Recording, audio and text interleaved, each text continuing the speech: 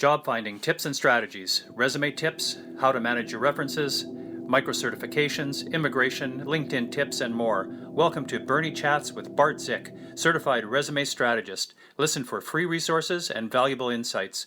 Now let's get started.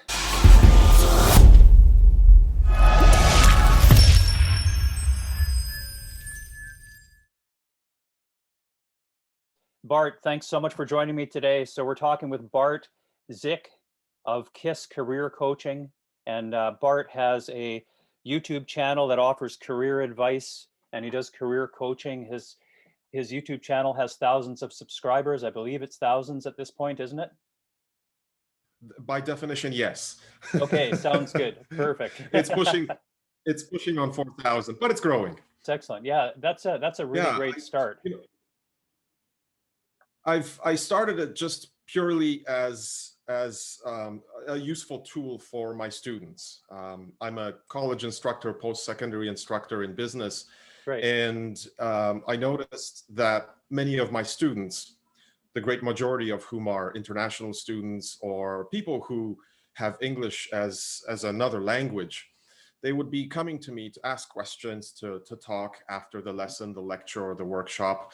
And over time, I noticed that common questions tended to be asked frequently. So I thought to myself, as any prudent business person would, what can we do to facilitate that, to make that more efficient? And that was the birth of the YouTube channel. It's started basically as a frequently asked questions channel for my students. So it started growing from a couple of dozen to a couple of hundred as I gained more and more new students over time. And then people from outside my sphere of influence, if I could call it that, begin to discover it internationally. And the comments that I'm getting on the channel quite regularly is that they like the channel because of the way that I communicate, the way that I speak. It's very clear, and they appreciate how I articulate the message. It's easy for them to understand. So Bart, what would you say the main purpose of a resume is? One word answer: marketing. Marketing? So when you're thinking of your resume, think about a company brochure, or think about an advertisement on TV. So think of your resume and your cover letter as your marketing documents, and as the acronym for in persuasion that we use for the different steps in persuasion: AIDA: attention, interest, desire, action. So your cover letter and your resume as marketing tools serve the purpose to grab the attention of the recruiter and gain the interest of the hiring manager. So that's the marketing part. And then if or when you get invited to an interview, that's where you're selling. So the marketing is passive. You've written your resume and you submitted it. There's nothing else you can do at this point. And then your sales is active. You go to your job interview, and now you can participate in the sales process. You can persuade, you can give examples, you can provide a proof and explanations as well. So think about it as a two-step process: marketing, resume and cover letter, job interview, you're selling. I see. Great. What are your tips or suggestions for the interview process, both from when they call you for an interview and when you're in the interview? Okay. So when you say when they call you for an interview, what are you thinking about? Well, if I'm applying for a job, or somebody is applying for a job, and you've got the attention of the recruiter and the hiring manager, you've got their interest, and now they have the desire to call you in for an interview. Is that part of the process? Sure, absolutely. So of course, you set up an interview time. This doesn't need to be said, I think, or at least, but it still needs to be said. Always arrive not on time, before time. And the reason I say this is because I have so many students who come to class exactly when the class starts. Well, you're already late. So think about on time means late. Mm-hmm. Come 5 to 10 minutes early. Why is that important? Is because you can have a short conversation. You can have small talk with whoever is there, a receptionist, an employee, whoever. You can make a positive impression on them. And you might ask a question or two about the people who will be interviewing you. Mm-hmm. The person at reception and employees, they're a wealth of information. Sure. So I'm not saying this always turns out this way, but it gives you an additional opportunity to make a positive impression on someone else in the company. Awesome. Yeah, and you can get some valuable information too, Yeah, and even get if an you idea don't, about the culture. even if you don't, I've seen this before, is after the interview, when you leave, Yes. hiring manager will come out and ask the receptionist, what did you think of this person? Right. Right? So Yeah, you and if never you know didn't when treat that's her going to well, happen. she'll tell them. Absolutely. Yeah. And this He or everything's on she, the table because that person doesn't care. for sure. Now, what about selling yourself at the interview? What are your top tips there? So um, I think there's a couple of things to always keep in mind. I'm going to start with the more common thing is that people are nervous. Mm-hmm. And it's normal. Everybody gets nervous when they're in a strange or new or unfamiliar situation.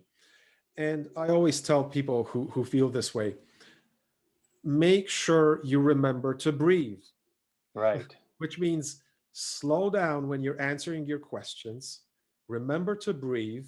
And if you're stuck at answering a question, it's okay to say, that's a big question. Do you mind if I take a moment to think about it?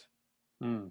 It's, when you ask that question, when you ask for permission, I do this, I tell my students to do that.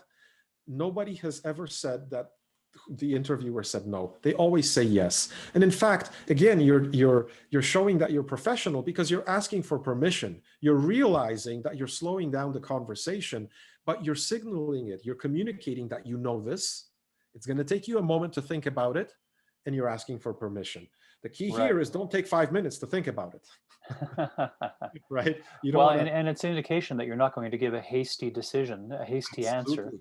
You're That's going a to think it fantastic through, point. and you're going to hopefully say something intelligent, right? Hopefully, yeah. But yeah, that's right. You're showing that you're thoughtful. You're considering. You're looking inside for. You're looking at your past experience and you're analyzing the situation. So Right. that's a very good thing. And the other thing is, I always tell students, and this works. This works all the time. How do I know? Because of the feedback I receive from people who actually did get jobs by using this, Mm. is use a formula to answer interview questions. And the formula has another acronym that many people have heard of, but many people haven't. And that is either SAR, SAR, or CAR, CAR. CAR stands for challenge, action, result. Mm-hmm. SAR stands for situation, action, result. They're pretty much the same thing. Mm-hmm. Which one you choose depends on how much experience you have professionally. So whenever, and this is a great formula to use for open-ended questions, Mm-hmm. such as, how would you fill in the blank? Tell me about a time, fill in the blank. Questions that can't be answered with a simple yes or yes no. or no, or a simple fact. Right. What's your birth date? You give a number, that's it, you're done. Yeah. So if they say, I'll give you an example. So what's your biggest weakness? That seems to be a very common interview question. And some people say, oh my God, I don't want to identify my weaknesses. Everybody has weaknesses. Right. So the only person who's lying is the person who says they don't have any. So admit to a weakness, but so you have to answer your questions strategically. Choose a weakness that you've identified and you've started to work on. Mm-hmm. So you say, this is where I've had a hard time, or this is what's been challenging to me. And then action. I've thought about this, I researched it, and I decided to take this course. You're showing that you're into professional development and that you want to overcome weaknesses. So right. I've started to take this course, and then the result. I'm going to use my example. I've had a tough time using the design features of Word. That's been always my weakness. I can still do it, but it takes me a long time to do. Action. I've started to research courses that I can take where I can actually learn some of the design principles for Microsoft Word in a short amount of time. Result. Awesome. Yeah. As I'm taking this course, I'm actually implementing what I'm learning into the documents that I'm designing. I'm already seeing a payoff, and it's reduced the time that I take to design these documents. Excellent. So I've identified a weakness. I've described the action that I'm taking, and I've also described a positive result that's useful to the hiring manager, because it shows that I've done something to reduce the time that it takes me to do a certain task. Everybody likes efficiency in a workplace. Mm-hmm. So, when I say challenge, well, if you're an administrator or, you're a data entry clerk, maybe you didn't have groundbreaking challenges at work, but maybe there was a situation that you addressed, you did something to do it, and then you had a positive result. Mm-hmm. And now, as you mentioned, travel, time, and money rarely come together to form that perfect opportunity. Mm-hmm. But with education, it's a little bit different, especially with online education. One of the videos that I have up on my YouTube channel talks just about that. How can you get skills for free? Mm-hmm. And many different cities, and I know cities like Toronto, Calgary, Vancouver, many cities in the USA that I looked at, like Chicago, San Francisco, Los Angeles. If you get a library card from that library system in a city, you have access. For example, us in Vancouver, we have access with a library card to LinkedIn Learning, mm-hmm. which used to be called lynda.com. Oh, is that right? I wasn't aware of that. LinkedIn acquired Lynda. I knew they acquired it, but I didn't know that we had access to it through our library card. Absolutely. So that's awesome. Your local library, your city library, your public library is a treasure trove of useful things that you don't have to pay for, but most people don't explore it. So again, this relates to newcomers, right? Get a library card. This should be on one of your top 5 things you should do, because it allows you access to just wonderful online resources, periodicals, company databases that you can find out the names of hiring managers and department managers and directors and C-level executives. Those are the people that make the hiring decisions, not HR or recruiters. Mm-hmm. So just like we say in sales, go for the decision maker. Same thing with being proactive about your job search. Go for the decision maker. And I think there's a good distinction to be made there between recruiters and hiring managers. Absolutely. So my understanding is that the recruiter will often do the task of sourcing talent and going through the process, but then they will ultimately do it based on a request from a hiring manager, and then bring the candidates to the hiring manager to present the candidates, whether they're an internal recruiter or an external recruiter. And you can think of a recruiter in sales terms as a gatekeeper. And for many professions, such as medical, and maybe not nursing, like you said, but definitely for doctors, legal is another example.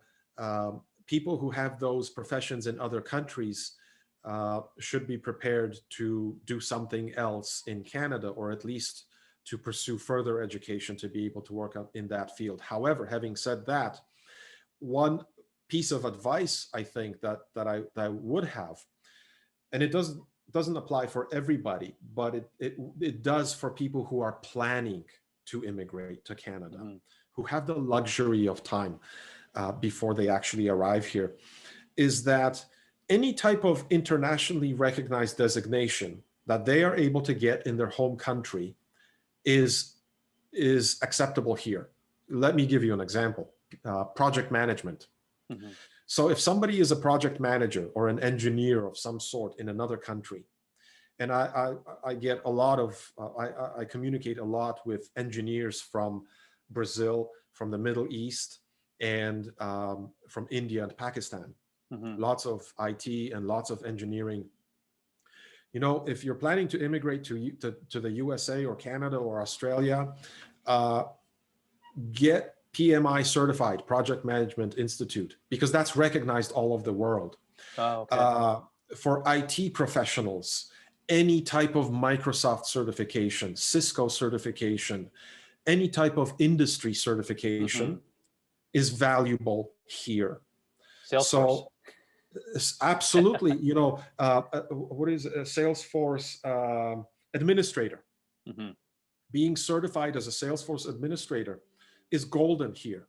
So if anybody is at a position in their professional life, in their home country, where they have the time and the resources to pursue some kind of certification to prepare for life here, for a career life here, get any sort of certification that's industry or professional, or specific to a company like Cisco, Microsoft, or something like that. So I guess the key there is if it's a globally recognized Yes, certification in software or some kind of process, then chances are it's going to be recognized to some degree by employers here in Canada. They're going to look at it as. Absolutely. Let me give you an example. I had a student. She is from Brazil, and in one of our courses, we were studying CRM systems, customer relationship management systems. And she, in her home country, worked with Salesforce, I believe it was. And I think she was in sales in Brazil. And I encouraged her here in Canada because part of the program, there was an internship.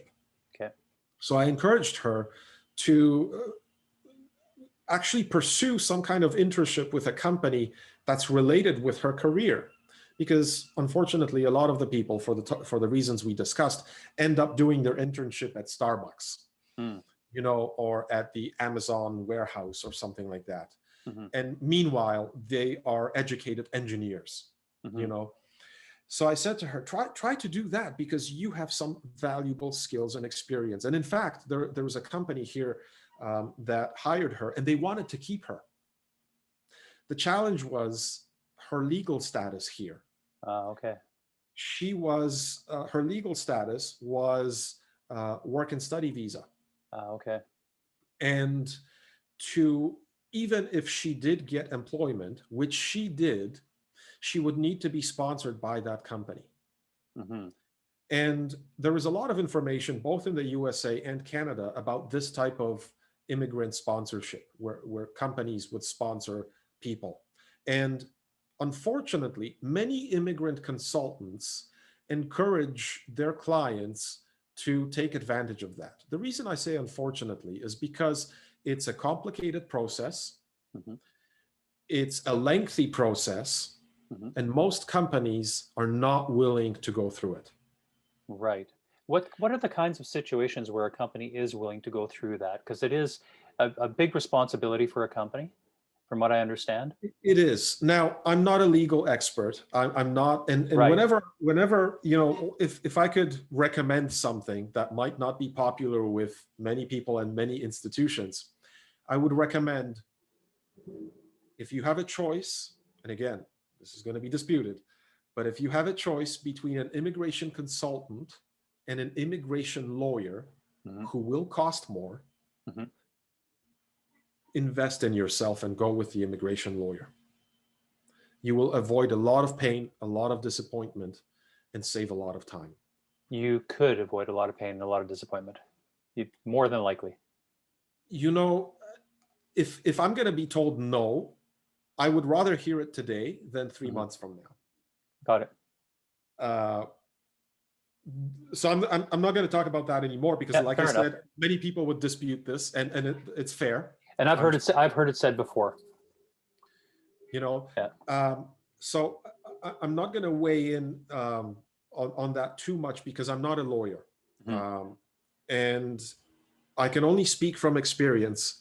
And my experience is that companies they're fearful of the process, because they have to invest in it too. And number two is that, especially now, they could probably find a local candidate without all the legal process. So it's more probable in a tight job market. Absolutely. Which we are not anymore. That's right. Yeah, makes That's sense. right. So go ahead. Go ahead. If you want to, if you have some more thoughts on that, feel free to go ahead. I think just to sum up, to conclude my opinion. Mm-hmm. So just to conclude what I was talking about, I think Sure.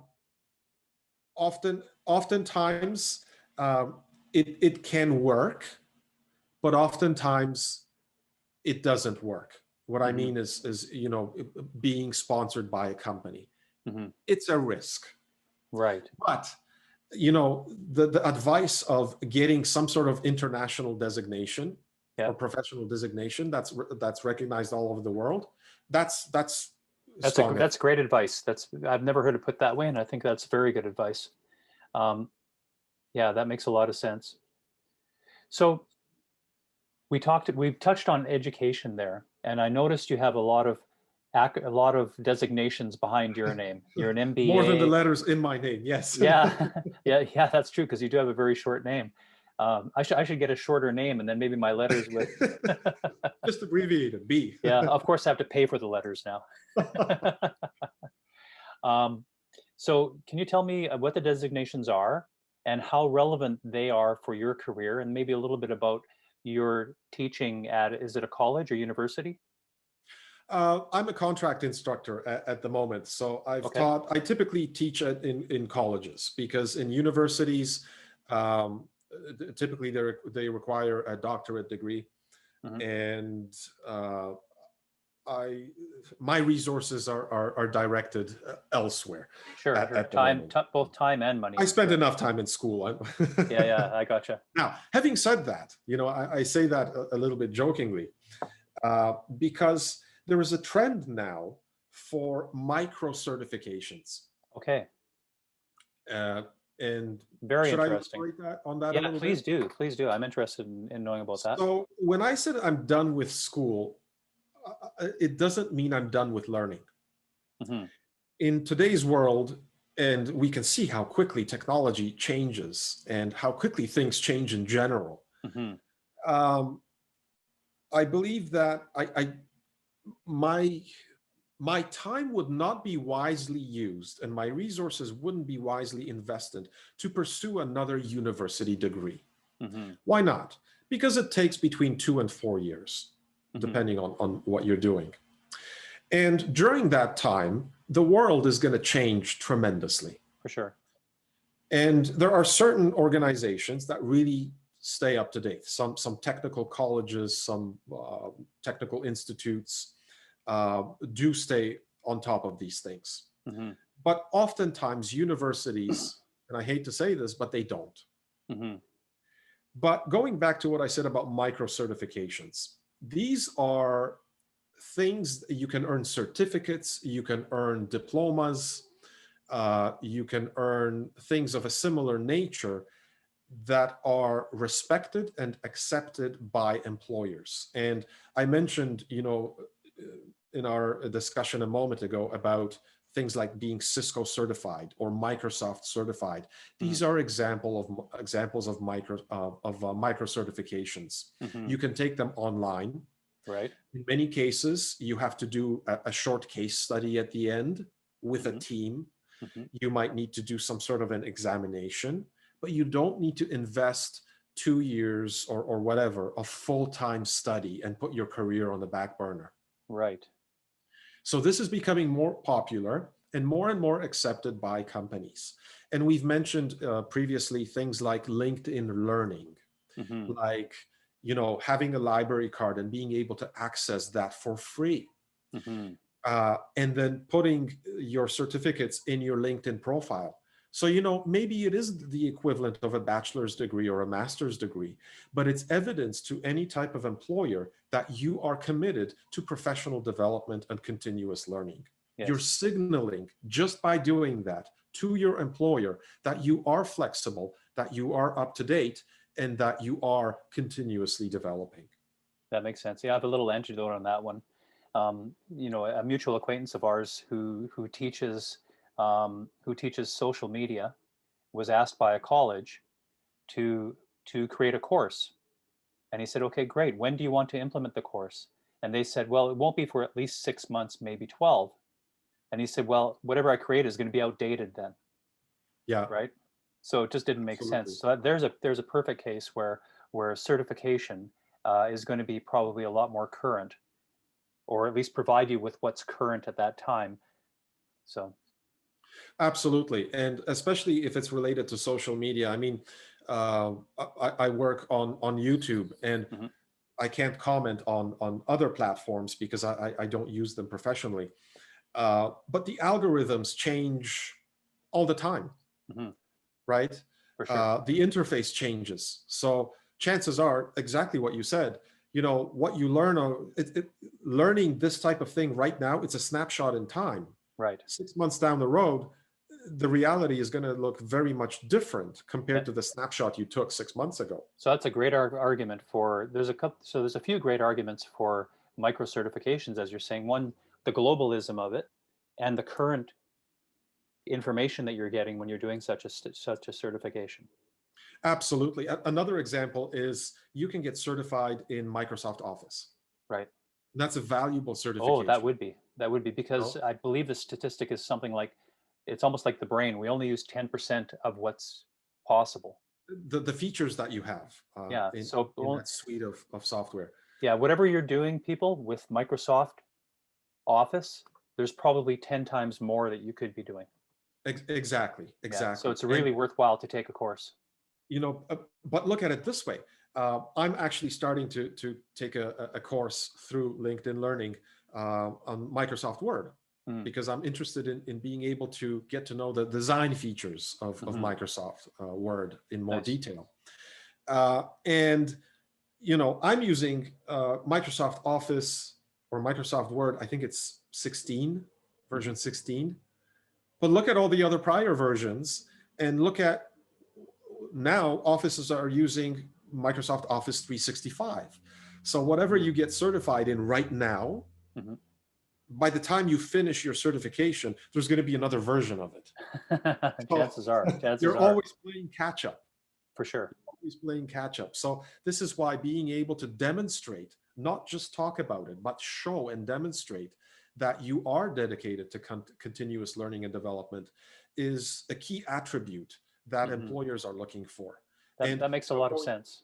going back to our conversation about gaps on your resume, Right. well, you know what? If you're out of work, get off the couch, or at least bring your laptop to the couch and start something that you can get certified in Mhm. and put it on your LinkedIn profile, so that when you say to your employer or your future employer during a job interview, well, during this time, even though I was laid off, I decided to invest in my knowledge, my development, to learn new skills. And I did. And you can see that my achievement by looking at my LinkedIn profile, where I have included my certificates, and you can check it physically. So I have a suggestion for that, Bart. If you're looking for a job and you are interested in taking some kind of a certification course, you could look back and think to yourself, or look back through your records and say, okay, what did I see often in the requirements for the job? Did I see Salesforce certification? Ah, okay, maybe that's a good one for me to get because the positions I'm applying for will appreciate that. It'll work in my favor,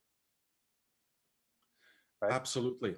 And when you do this, when you commit yourself, when you embody that mindset, just like what you're doing, looking, getting educated, certified, and following that path, you're actually following the Darwinian principle of evolution.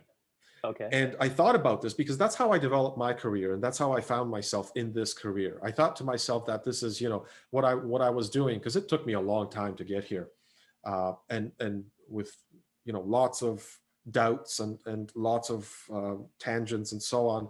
But it's really survival of the fittest Mhm. in this case. And what I mean by the fittest is I'm not relating it to a creature. I'm relating it to a skill.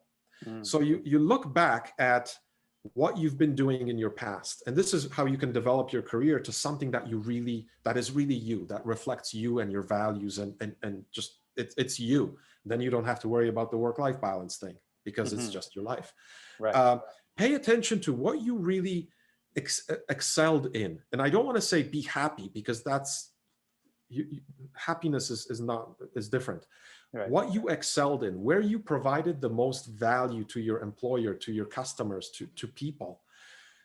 What were you the best in? And then build on that. And then also look at, what prevented you from getting what you wanted, and address those weaknesses.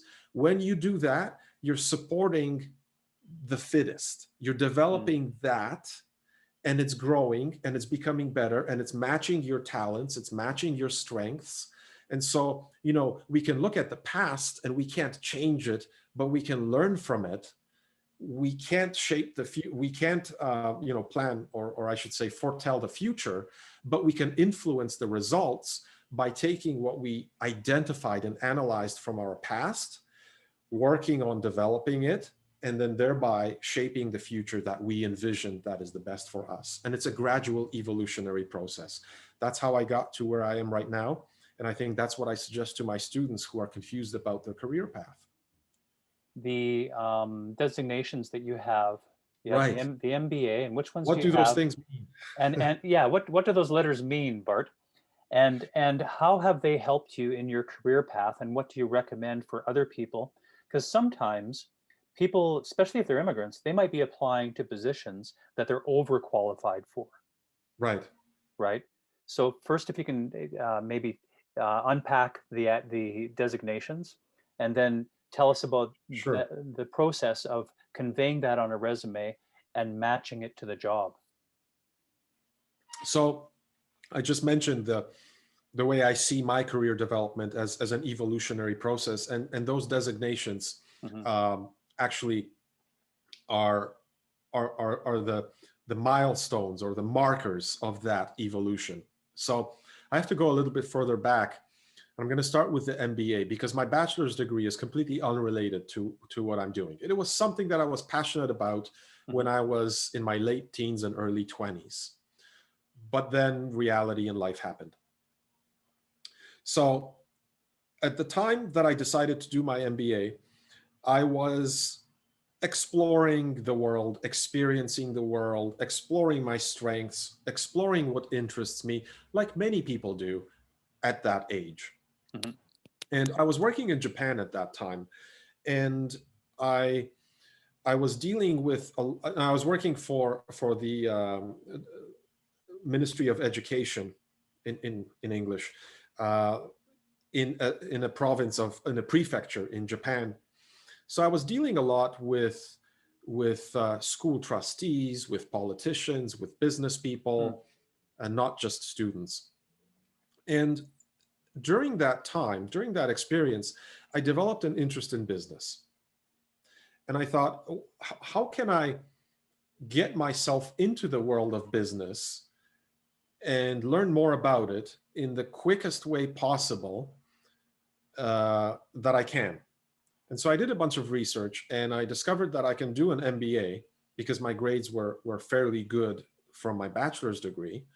And I could pursue an MBA, learn a lot about business, and I don't have to take another bachelor's degree. And at the same time, that would give me a master's degree. So there were a lot of pros to doing that. So that's how I decided to pursue the MBA.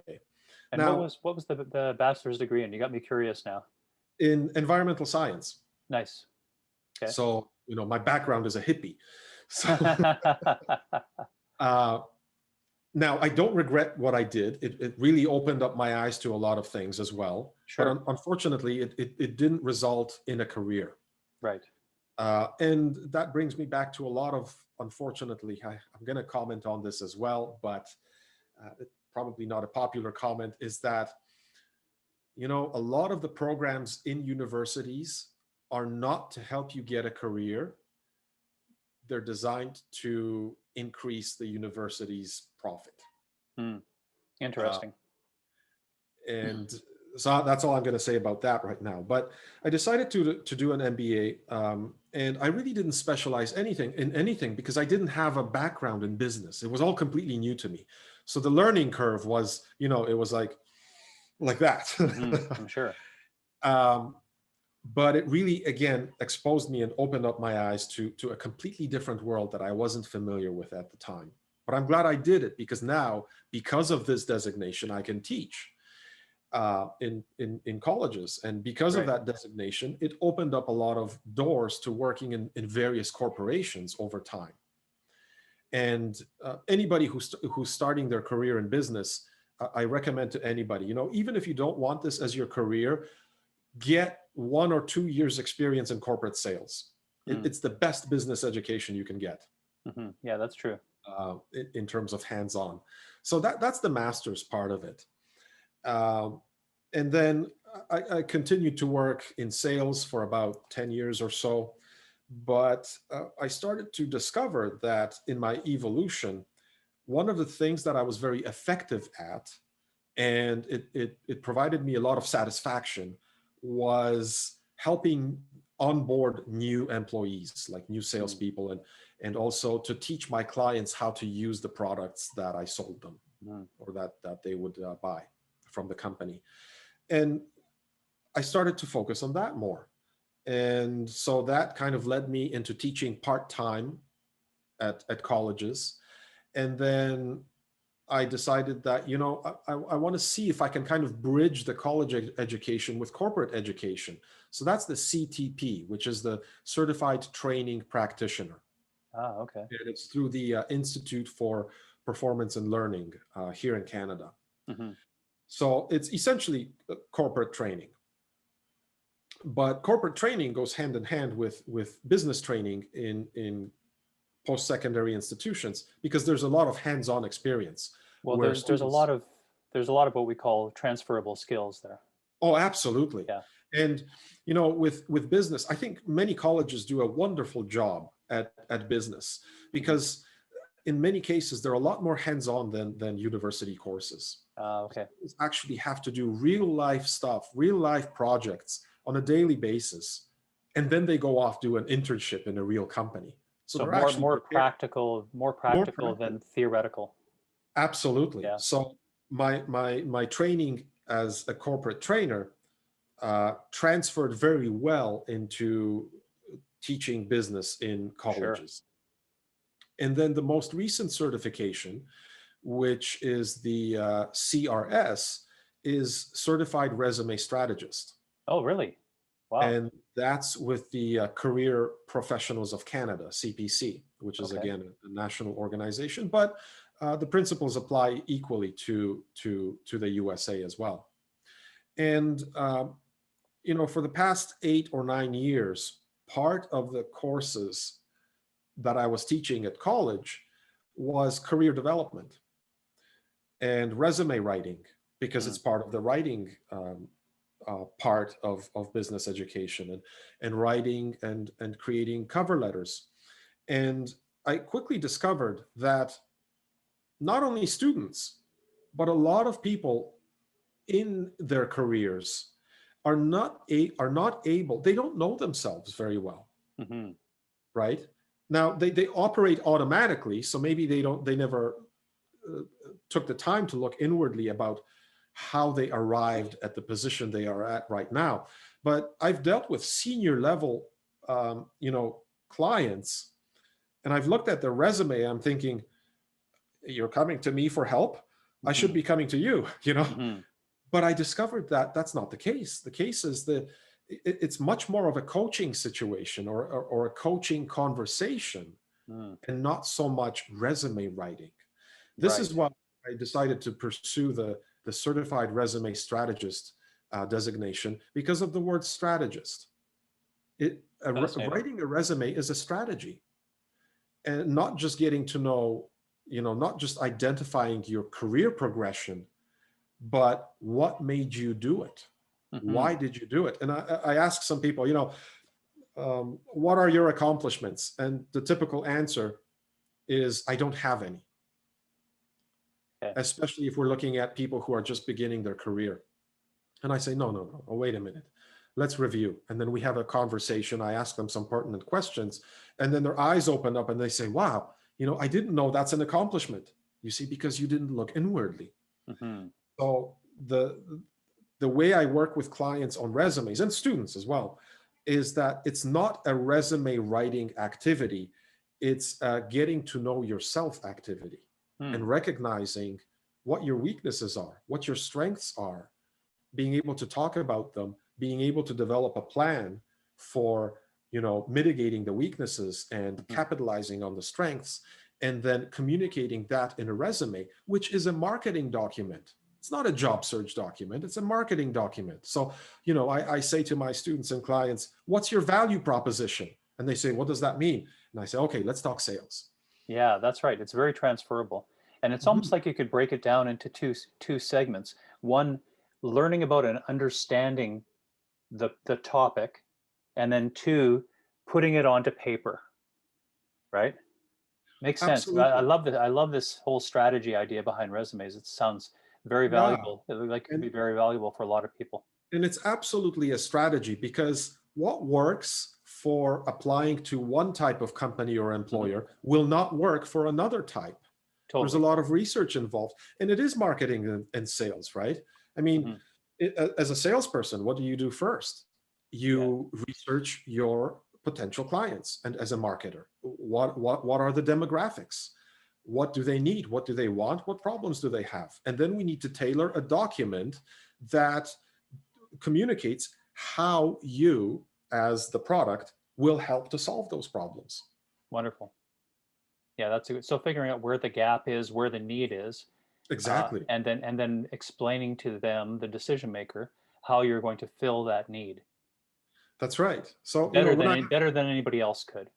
Yeah. And so, I have some people ask me, should I use a resume writing service? Or they say to me, can you write a resume for me? I say, no, because the only person who can do that is you.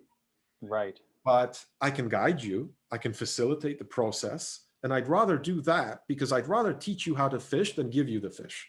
Right. Right. Because if you understand how to do it, the next time you can try to do it by yourself.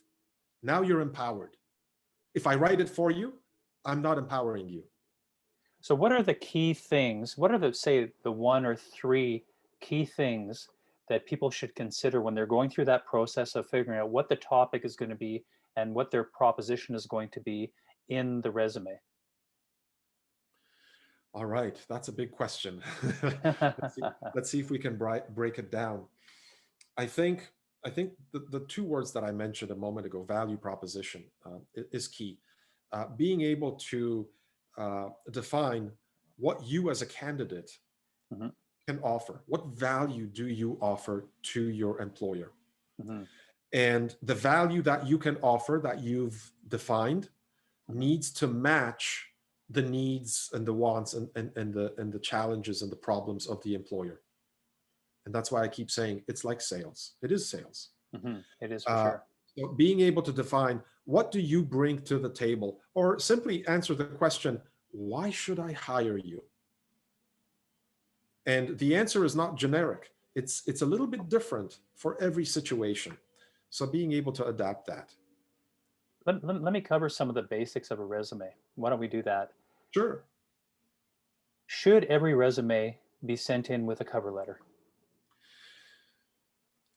I think there are different statistics about that. Only about 5% of cover letters are actually read.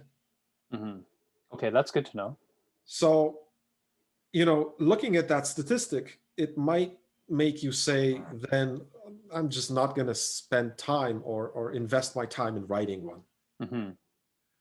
But then I say, on the other hand, what if you don't send one, and the company that you sent your application to is one of those companies that actually does read the cover letter? Makes sense. You just shot yourself in both feet. Right? And I would imagine too, if the company says include a cover letter, you better darn well include a cover letter. Don't overlook that detail. No. I think that's one of the key things too, is with when a company's put requests in their job posting, you better make sure you address those requests. 100%. Yeah. 100%. And I think even writing a cover letter, even if it's not read, I think is a very useful activity. It's a very useful. That's a good point. because it gives you it gives you several opportunities that you don't have with just a resume. It gives you an opportunity to tell a short story. It gives you an opportunity to elaborate on something that you're really proud of that you think might match the requirements of the company you're applying to. Right. It also, and this is very important, it also gives you the opportunity to demonstrate to your employer your writing skills. For sure. And during my time, I've spoken a lot with employers who provide internship opportunities for students. And their number one comment or concern is when I say to them, what is one skill that you would like to see your interns develop more? The number one answer from everybody is writing. Writing skills. Writing. Wow. Because people can have great presentation skills. They may verbally communicate very well. They may work well on teams. They may be excellent at doing research, at customer service. But when it comes to writing, this is, and I've seen this with my students as well. It's the writing that is the weakest skill, generally speaking. And is that because we're communicating so much with email now? Email wasn't too bad because you still need to use complete sentences. Texting is the culprit, and chat messages. There's a lot of room for misinterpretation if you're just sending a few words. There is that, but I think it goes further back. I think students and most people have never actually been taught how to write. Sure, in high school, they take time to write essays, write stories, they study literature, but nobody is taught at a high school level, because I believe in university, it's kind of too late. Nobody is taught how to write, and this is the acronym for my brand, KISS, keeping it short, simple, and specific. When I have students from high school in my business courses, when they start to write, they write like they were writing fiction stories. They're writing essays, but that's not how we write in business. So maybe one of the key differentiators is the difference between writing and communicating. Yes. So being able to put across your message in a concise manner is something a lot of people lack. As a matter of fact, there's a funny story about a copywriter who was told, how does it go now? He was told, can you write me a story? And he said, sure, I can write it in 3,000 words. And they said, well, can you write it in 250 words? And the copywriter said, sure, but it'll cost you extra. Yeah, absolutely. And we're laughing, but it's true. Being able to be concise, and the five C's of writing. Actually, I got the KISS acronym from the 5 C's of writing. And what are the 5 C's? Clear, correct, complete, courteous, and concise. Okay. Right. And I thought 5 C's. We can summarize that in 3: short, simple, specific. So that's how you got the KISS acronym. I like that. That's good. Took that to another level, but absolutely, it works. I think it's the conciseness that many native English speakers have a challenge with, and then compounded on top of that is the correct, grammar, sentence structure. Right. So somebody who has English as another language might have that as a challenge, the correct part. But so many native English speakers are such poor writers. I was going to say, even as native English speakers, you could have that same challenge. Punctuation, sentence structure, and so on and so on. And it's extremely important. But there's one tip that I kind of tested out with my students, and it seems to work really well for everybody. Okay, great. I noticed that even though somebody might speak and present well, orally, verbally, right, when it comes to writing, something strange happens. And that is, people try to be more, to appear more educated, more intelligent, and more professional than they actually are. Right. And that results in a word salad. Mm. Words that I have to go to the dictionary to look up, or Mhm. they're archaic, from 18th century English or something. But this is, a lot of younger people are guilty of this, but so are professionals sometimes. Sure. This is the tip I have. If you're going to write something, a paragraph or a sentence. Now, this takes a little bit of time at the beginning, but once you get the hang of it, it becomes second nature. Do this. Take your phone or whatever device you have, take your recording application and record and say what you want to write, but say it like you're talking to somebody. Right. Press stop, press play, and write what you said, Mhm. and then edit for punctuation. Awesome. That's a great tip. And when my students start to do this, they come back the next day and I said, did you write this? Or did your friend write this, or your parents, or your manager or something? No, I wrote this. Did you use the technique that I shared with you? Yes. See? So, the goal of trying to appear more intelligent, more educated, more professional than you really are, most of the time it backfires. A lot of times we want to prove that we are a creative writer or an English literature graduate. Yeah. Right. And I tell people, you know what? Take those multi-syllable words and throw them out and put on shorter words, easier words, because this way you're making your writing more accessible to more people. Mm. This is true for resumes and cover letters. Makes sense. Imagine, a recruiter, and we said a recruiter is a gatekeeper. This is not the hiring person. This is Yeah. not the hiring manager. Their job is to sift through mountains of resumes and simply create two piles, in or out, Right. for further consideration to be read in more detail, or out. So And this gets shorter and shorter every year, but typically in a busy, large corporation, a recruiter will spend 6 to 10 seconds initially glancing at your resume. The more long words you have, the more difficult it is for a recruiter to skim through your resume. Makes sense. Which means you're helping the recruiter to take your resume and put it into the garbage pile if you're trying to be too creative with your giant words. You're working at cross purposes, working against yourself if you're doing that. Exactly. So question. I love the segue here. How long should a resume be? I just did a YouTube video about this yesterday. Did you really? Wow, it's such a great topic, because I find there's confusion out there. Timely as well. Yeah. I had a client. He sent me recently a resume, and I provide feedback on resumes and so on. That's part of the services you offer, is resume audit. It's a video audit. So it's Awesome. like this. The person is looking at their resume and they can see exactly what I'm highlighting. That's such a great way to get the feedback. And it is, because I can be very specific, down to the word, saying, replace this word. Good. And he sent me this resume on one page, and he had barely any margins on the page, top and sides, and everything was really squished together with very small font. And some of the suggestions I gave to him was, consider bleeding your resume onto a second page. Increase the margin, increase the font size, increase the white space, because design is a critical element. Why? Mm-hmm. Because imagine, you're spending your whole day looking at resumes as a recruiter. You're going to get eye strain.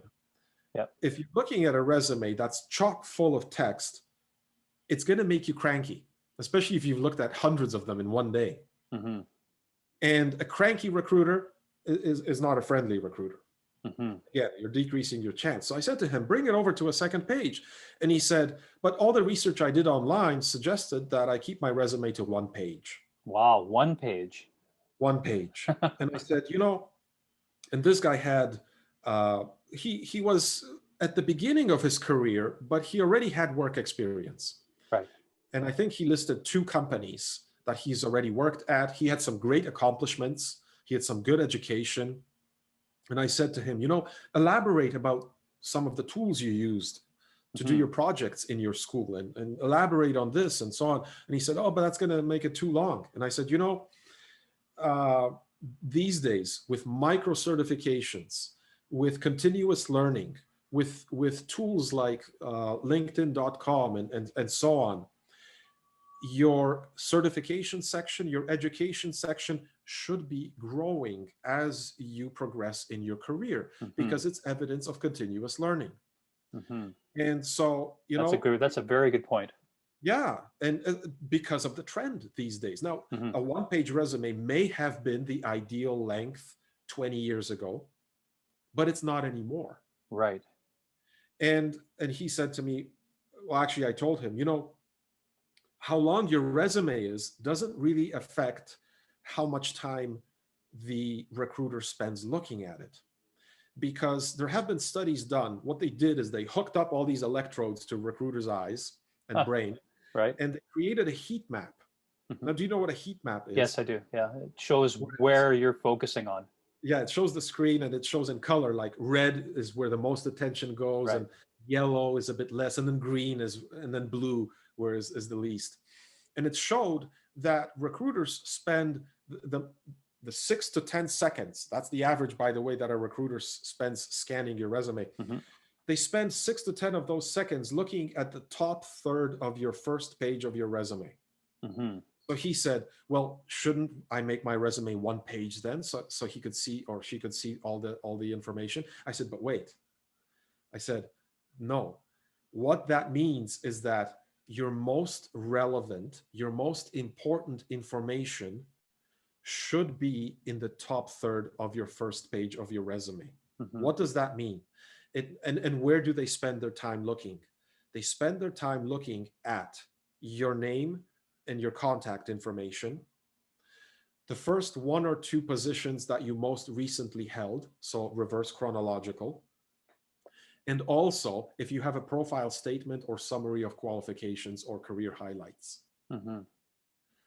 That is what they spend the most time looking at, which means if they say, this looks good, regardless of whether your resume is 1, 2, or 3 page, yes, sometimes 3-page resumes are acceptable, especially if you're in education or government or academic or legal. Or even if you're in the middle of your career, then... Or if you're an accomplished executive, absolutely. You might go beyond that.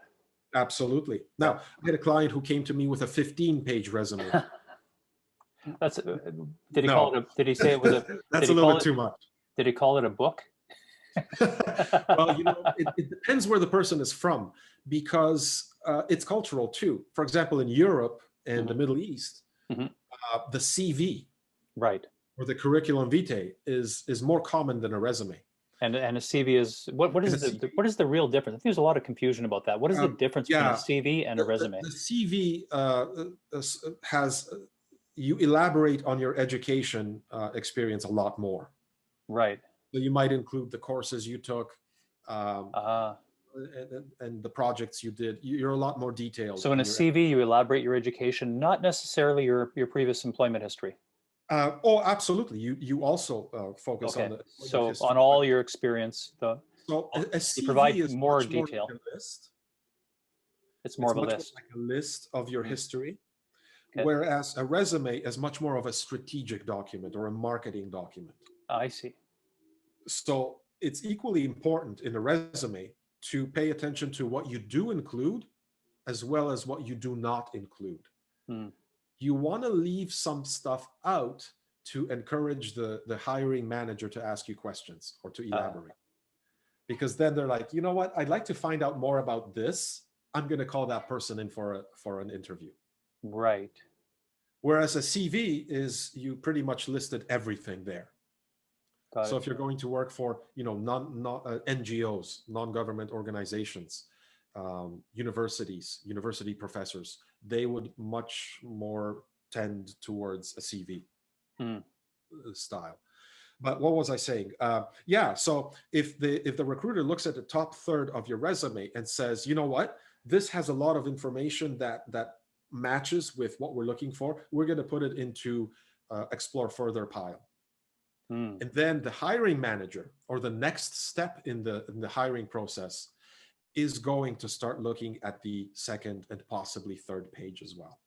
I suppose, Bart, that if the recruiter looks at the first third of the first page, or even looks at the first page and just does his 6 to 10 second scan, if they find something interesting that holds their attention, then they might just as well flip through to the second page and the third page and then put it into the in pile, right? Now, a recruiter typically, generally, I would say, doesn't do that simply because of the volume of resumes they have. I see.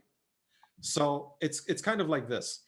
And maybe you've had this experience, or maybe some of the listeners have had this experience where you send off a job application and your first interview is with a recruiter over the phone. It's a phone interview. And typically phone interviews are conducted by junior recruiters.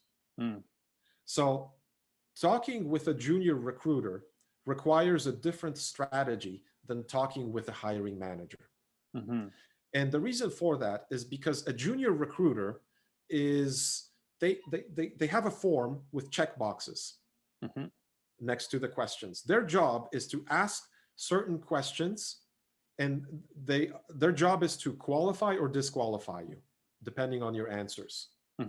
So if a recruiter asks you a yes or no question, you answer yes or no. Right. If a hiring manager asks you a yes or no question, or a closed-ended question, you would answer yes or no and give an example. But if you do that for a recruiter or a junior recruiter, you might confuse them. Right.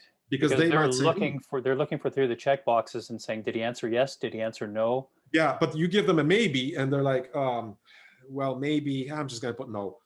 Right. So when to summarize the answer is, when you're talking, in your first phone interview, when you're talking with a junior recruiter who is asking you pointed questions, just answer the question and don't elaborate, generally speaking. Now, there's exceptions everywhere, but generally speaking. Makes sense. And I suppose the generality could be identified by a gap. If there's a gap where the recruiter stops talking, then maybe they're looking for you to give more of an answer. That could be it, or they're writing. Another reason why margins are so important on a resume. It's because then whoever is looking at a paper copy of your resume, they can take notes. And they still print out your resumes. So, and this is especially true if you're going for a panel interview, where you're being interviewed by a committee or a group of people. Typically, you will notice that not all of them have laptops, but all of them will have a paper copy of your resume. Perfect. Makes sense. By having margins and white space, which means don't crunch it together, but also don't spread it out too much. Right. You're giving them an opportunity or a place to take notes. Right. And so what about references? Should people put references into the resume, or when they're submitting a resume, should they submit references as well, both as a general practice and when the employer requests references? Right. Very timely question. 2 weeks ago, I did a YouTube video on this topic. Oh, great. And the short answer is no. Back many years ago, I don't see this as often anymore, although I do still see it occasionally. People would write at the end of the resume, references will be provided upon request. Right.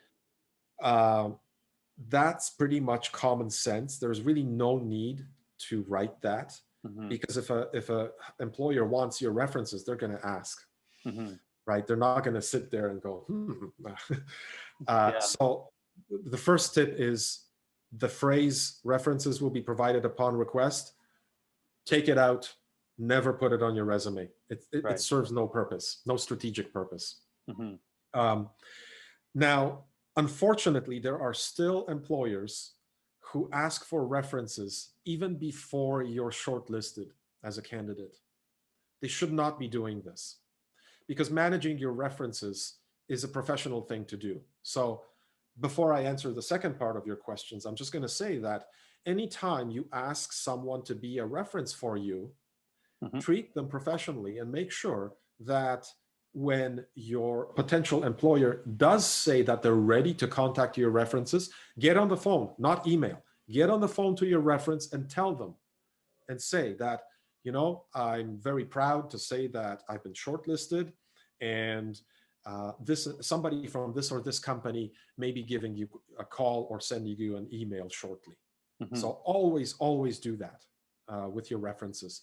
I've had several situations where a student they would ask me, can I be your or can you be my reference? Sure, of course, you're my student. I know you, I like you. You've done well in the course. And then a week passes, a month passes, and I forget. And then I get a phone call. Hi, we're calling for this and this. And I'm thinking, who? What? Right. So, you know, you want to be top of mind in your reference. Mm-hmm. Always give them a heads up. So when you're doing that call, would you recommend giving the person who's giving the reference some hints on what that person will want to hear about? Perhaps some of the experiences that you had, and so coaching them a little bit? Absolutely. There's nothing wrong with having a conversation with your reference. In fact, I would encourage it. Strategically, it's a great move. Yeah. Tell them what type of job you're applying for. Mm-hmm. Tell them what they're looking for. Tell them what's important. Right. One of my references, because I still apply for contracts and so on, she always asks me, you know, what is it that you would like me to focus on? And we have that conversation. Great. I remember calling when I was between corporate jobs, and I had a reference. The company that I was applying for was going to check out references, and I called my previous boss and I said, "Hey, Reed, you're going to be getting a phone call from so and so, and they would probably really like to hear about when I won the Salesman of the Year award, and when I increased the sales territory by 40%. Those kinds of things." Exactly. Probably great stories that they would like to hear about. Exactly. Absolutely. Yeah. So, you know, as a person looking for employment or managing their employment seeking, you're not only managing what you put on your resume, on your cover letter, but you're being a manager. You're managing your resources, you're managing your conversation with a recruiter, you're strategizing how to speak with the hiring manager. There's a lot of moving pieces here that we need to pay attention to. So just to make sure I answer the other part of that question is that one of the best ways to demonstrate professionalism as a job seeker is consistency and branding yourself, right? So, for example, a company, every company has a logo, has a letterhead. I'm not saying you need a logo, but you need to be consistent with your header. Your name, your contact information. Make sure that is consistent and the same on your resume, on your cover letter, and a separate document, a third document, which is your list of references. Use the same header, use the same font, use the same headings, this heading styles, same bolding, so that when a hiring manager looks at all of these documents that you've submitted, they see that it's consistent. And consistency is a trait that is very desirable for every employer. You know, you show up consistently to work on time, you produce consistently high quality results, and that all started by signaling that you are a consistent person through your written communication. Perfect. To wrap up, can you tell us a little bit more about where people can find you and learn more about what you do and some of the services that you're offering? Perhaps the most useful place for anybody who is writing their resume in a job search, looking to grow their career, is to start with the YouTube channel that I have, which is KISS Coaching, KISS, 3 S's, coaching. And great. The logo, you can see the logo, it's KISS and a set of lips. That's just a logo. And start with, and KISS, like I said, stands for keep it short, simple, and specific. So the tips are very, very focused. I run an online training school as well, which is called kiss.academy. That's the actual website address, KISS.academy. And there's a lot of free resources that people can take advantage of and get benefit from. Yeah, when I looked at your videos, they were really good, and I really like how they're digestible. They have great information about resumes and job finding, and some great tips in there. So I'd encourage everybody to hop onto Bart's YouTube channel and check out his information. I'm sure there'll be lots of value for you there. And I talk about many of the topics that we started to touch on in our conversation here. I go into more detail on the YouTube channel with actual examples that you can take. I have examples on Microsoft Word that I use. I give you specific sentence structure tips that you can just take and use for yourself. A lot of immediately usable stuff there. Awesome. Well, that's great, Bart. Thanks very much. Great job. Thanks for all the valuable information. Bernie chats with Bart Zink. Sick. So Bart, I'm going to ask you to figure out what's wrong with your mic. It's cutting in and out. Oh, that's awesome. Do you want to talk let me start over. I'm getting a little tired too.